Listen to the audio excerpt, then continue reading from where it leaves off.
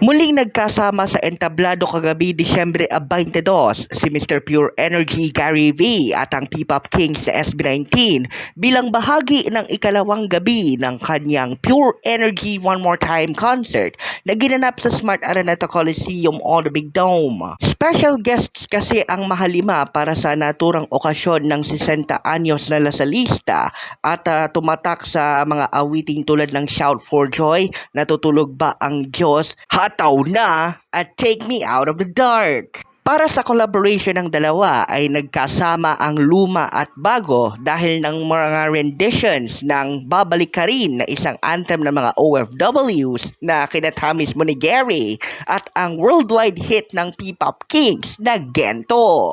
Sa kalagitnaan ng konsyerto ay muling binigyang diin ni Gary Valenciano ang kanyang paghanga sa narating ng SB19 at binansagan pa nga niya ito bilang #1 Philippine pop group na bumabandera ng ating watawat sa buong mundo.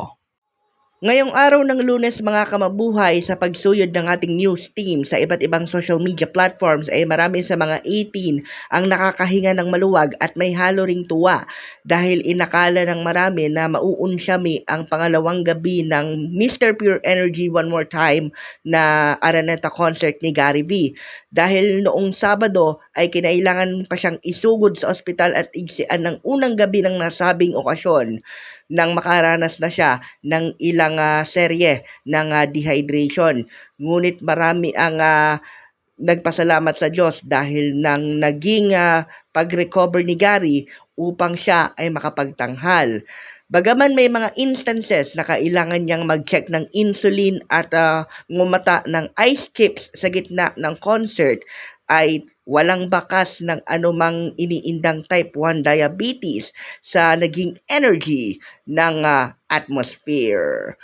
Nagsilbing musical director ng Pure Energy One More Time si Mon Faustino, habang pinaka-overall director naman ang anak ni Gary na si Paolo Valenciano. Para sa Mabuhay Reggie News, na walang takot walang pinapaboran, ito ang Sanbat sa Patrol number 2, Stephen Sarasper Perez.